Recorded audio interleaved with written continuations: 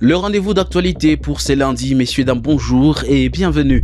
Les rebelles du M23 ont pris les contrôles de la localité de Matembe en territoire de Lubero après des combats contre l'armée congolaise et le Wazalendo. Et puis le sommet qui devrait réunir Félix Tshisekedi et Paul Kagame hier dimanche à Luanda a été annulé. Paul Kagame ne s'est pas déplacé. Le Rwanda et la République démocratique du Congo se rejettent mutuellement la responsabilité. Messieurs, dames, c'est tout pour les sommaires de l'actualité du jour. Je vous retrouve dans la deuxième partie de l'essentiel de l'actualité de ce lundi.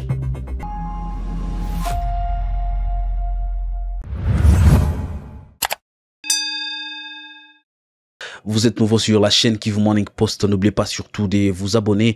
On commence à Lubero. Les rebelles du M23 soutenus par le Rwanda ont pris les contrôles de la localité de Matembe dans les territoires de Lubero hier dimanche 15 décembre 2024. La prise de cette localité a eu lieu après des affrontements violents entre les rebelles du M23 et l'armée congolaise appuyée par les Wazalendo. Des détails avec Gershom Mohamed. La prise de cette localité a eu lieu après des affrontements violents entre ces rebelles et l'armée congolaise appuyée par les Wazalendo. Selon des sources locales sous couvert d'anonymat, l'armée a replié vers Vuchorovia à au moins 2 km de la ligne de front.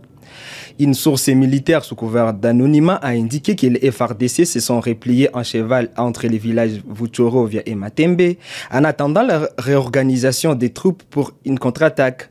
Depuis le matin, il y a un calme précaire qui règne dans la zone. Nous avons juste replié et nous nous sommes retournés dans notre position initiale où l'on était avant, renseigne notre source. Cependant, selon des sources sécuritaires, les forces armées de la République démocratique du Congo occupent toujours l'Ouofu. Nous nous réorganisons déjà pour contre-attaquer, explique une source sécuritaire. Hier dimanche, le sommet qui devrait réunir dans la capitale angolaise Luanda le président congolais Félix Antoine Tshisekedi et son homologue rwandais Paul Kagame a été annulé à la dernière minute. La RDC accuse le Rwanda de mauvaise foi alors que le Rwanda exige de son côté un dialogue direct entre Kinshasa et les rebelles du M23 AFC. Depuis des semaines, des combats sorris dans le territoire de Lubero entre les forces armées de la République démocratique du Congo appuyées par les Wazalendo d'une part et de l'autre côté les rebelles du M23 soutenus par le Rwanda. Ces affrontements ont occasionné un afflux massif de déplacés qui ont fui vers le nord du territoire de Lubero. Et puis la République démocratique du Congo a dénoncé avec fermeté une nouvelle manœuvre du Rwanda qu'elle qualifie des tentatives de sabotage du processus de paix de Luanda. Dans un communiqué de presse publié le dimanche 15 décembre, la présidence rejette les reports du sommet tripartite prévu dimanche sous l'égide de la médiation angolaise. Lors de la réunion préparatoire du 14 décembre, Kigali a présenté une exigence inattendue de la tenue d'un dialogue direct entre Kinshasa et la M23, groupe armé considéré comme terroriste par les autorités congolaises. La présidence congolaise a qualifié cette exigence de blocage délibéré et d'entrave majeure aux efforts fournis pour faire aboutir le processus de Luanda. Et puis lors d'un briefing avec la presse dimanche, la ministre des Affaires étrangères précise que le dialogue avec la M23 est une ligne rouge qui ne sera pas franchie par la République démocratique du Congo. Thérèse Kaikwamba Wagner, la ministre congolaise des Affaires étrangères, s'exprime ici. La question de ligne rouge, elle est claire, elle a toujours été claire et défendue par la République démocratique du Congo. Nous n'allons pas dialoguer avec un groupe terroriste comme le M23. La République démocratique du Congo, vous le savez tous mieux que moi, vient de très loin. Quand il s'agit des groupes armés, quand il s'agit aussi du poids des négociations que le pays a eu à engager avec des groupes armés qui ont utilisé la violence et la force pour avoir un accès politique ou pour avoir de l'importance ou de l'influence politique ou un accès à des ressources quelconques. Cette page a été définitivement tournée. Et c'est pour cela que pour nous, il est inacceptable.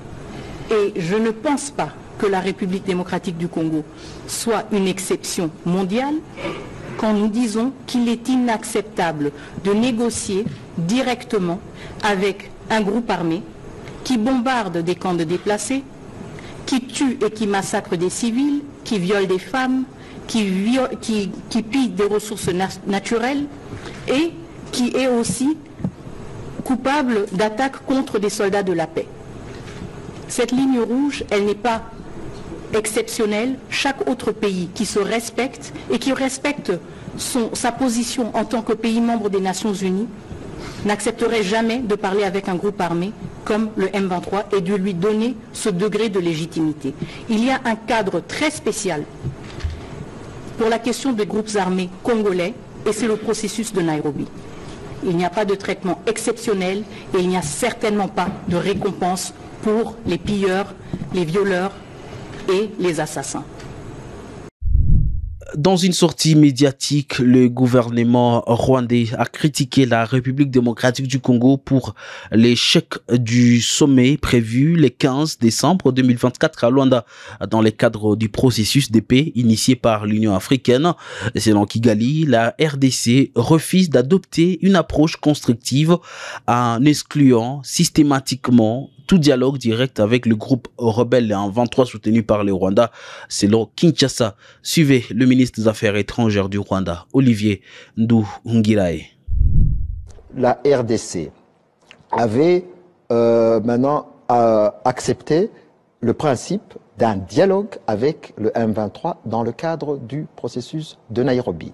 Et puis plus tard, on a reçu le projet d'accord qui devait être signé par les chefs d'État, qui aussi contient le mot accord, dialogue entre ces deux parties. Et donc, le seul sujet à l'ordre du jour, le seul point à l'ordre du jour du sommet était la signature de cet accord. Et puis, on a été invité en tant que ministre pour préparer ce document, et on a été surpris. Alors que le gouvernement de la RDC, selon cette communication, avait accepté de dialoguer avec le M23, donc on a été surpris de voir que la ministre de la RDC a rejeté pendant plusieurs heures ce dialogue, le mot dialogue avec le M23. Et puis à la fin de la réunion, on a constaté qu'il n'y aura pas d'accord. Et puisque c'était le seul sujet à l'ordre du jour, la réunion, le Rwanda a demandé à ce que la réunion soit reportée. Le docteur Denis Mukwege, prix Nobel de la paix, a réagi avec inquiétude à l'échec du sommet tripartite du processus de Luanda prévu hier dimanche. Dans une déclaration il a dénoncé l'impasse diplomatique persistante et a plaidé pour une relance urgente de l'accord cadre d'Addis Abeba signé en 2013 qui, selon lui, reste le seul cadre viable pour résoudre durablement les conflits dans l'Est de la République démocratique du Congo. Le processus de Nairobi est-il toujours d'actualité? Tentative de réponse avec la ministre des Affaires étrangères congolais, Thérèse Wagner. Les interrogations autour du processus de Nairobi. Parler d'un retour sur le processus de Nairobi voudrait sous-entendre qu'il y a eu un départ. Et ce n'est pas le cas. On a plutôt privilégié le processus de Luanda. Pourquoi? Parce qu'il s'agissait de la question de la présence des forces armées rwandaises sur le territoire national congolais et sur l'urgence justement de rétablir l'intégrité territoriale de la République démocratique du Congo. En parallèle, évidemment, il y avait le processus de Nairobi qui a eu un peu moins de visibilité si vous le voulez. Ce qui est important, c'est que maintenant le président Uhuru Kenyatta est à nouveau mobilisé et en échange direct avec le président Tshisekedi, mais aussi avec le président Lorenzo. Pourquoi? Parce que la question des groupes armés locaux et des passerelles, si vous voulez, entre le combat armé et la vie civile est de plus en plus importante pour la République démocratique du Congo et que nous voulons mettre l'emphase là-dessus. En même temps, c'est aussi une manière de clarifier et de signaler de manière très transparente que le M23 a une occasion, une opportunité et une voie d'issue de ce combat militaire, de ce combat armé. Donc le processus de Nairobi est redynamisé, il est dynamique et il offre justement des perspectives pour les groupes armés congolais actifs dans l'Est de la République démocratique du Congo. Et il a évidemment un caractère complémentaire, si vous voulez, à certains aspects du processus de Luanda. Et donc nous nous réjouissons aussi du fait que le président Kenyatta était présent à Luanda, parce que ça nous montre aussi que ces deux présidents, le président Lorenzo et le président Kenyatta, sont mobilisés et sont prêts à travailler ensemble pour des solutions durables et une fin durable à la crise en République démocratique du Congo. Cette information en bref dans un autre chapitre. Bizimungu Kubuya, inspecteur des gardiennages âgé de 34 ans, a été abattu dans la nuit du dimanche 15 au lundi 16 décembre au quartier Majengo dans la commune de Karisimbi en ville de Goma. Nous sommes dans la province du Nord Kivu. Selon des témoins, des bandits armés se sont introduits dans sa maison et ont ouvert le feu sur lui après qu'il a tenté d'appeler à l'aide. À Bouzi, dans les territoires de Calais, et une personne grièvement blessée, un militaire des FARDC et un civil maîtrisé par la population. Tel est le bilan d'une incursion survenue dimanche soir à Boutumba, un village du groupement de Bouzi situé à environ 15 km à l'est de la cité de Minova. Nous sommes dans la province du Sud Kivu. Selon James Musanganya, président du cadre de concertation de la cité civile de Bouzi, tout serait parti d'une tentative d'assassinat d'une femme nommée Rehema Munanzi par un civil muni d'une arme à feu appartenant à un militaire des forces armées de la République démocratique du Congo. James Musanganya a été joint au téléphone. Ces militaires étaient avec les civils au niveau du village. Les civils répondaient au nom de Bonheur Kado Kekobaza aux environs de 17h30. Le civil a reçu l'arme du militaire et s'est orienté auprès du ménage de la victime, Rehema Munazi. L'infortuné a eu la chance de sauter sur le bourreau avant de lui ravir cette arme. Pendant qu'il se bagarrait, le militaire est venu pour secourir et ravir l'arme au civil. Malheureusement, l'arme était déjà maîtrisée par la population qui était venue au secours. Le militaire également a été maîtrisé par la police, un poste de police qui se trouve sur le village. Le militaire a reçu encore l'arme avant de tirer en désordre. Il a réussi à atteindre par balle M. Kanirwa, originaire de Kitembo, qui loge toujours à Boulenga. Nous, en tant que cadre de concertation de la société civile, nous fustigeons les comportements des militaires. Nous continuons à demander que la justice soit faite. En sport, pour finir l'actualité du jour, je vais approcher Georges Benmima, notre spécialiste maison. À plusieurs rencontres de la Ligue 2, zone de développement Est-B, étaient au rendez-vous ce week-end, parmi lesquels la nouvelle défaite de Brésil AC contre l'AC Capaco et la surprenante victoire des Moulazo contre les FC Étincelle au stade de l'Unité. C'est un baptême de feu très compliqué pour Brésil AC lors de sa première saison dans la deuxième division du championnat national de la RDC.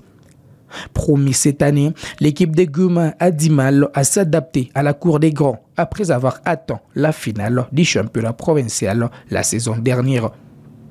Brésil AC qui revenait des matchs nuls historiques face à la Snooki pour son premier point dans les championnats après plusieurs défaites, a encore perdu le vendredi 13 décembre. Face à l'AC Capaco de Beni, les Brésiliens ont perdu au stade de l'Unité sur les scores des 3-1.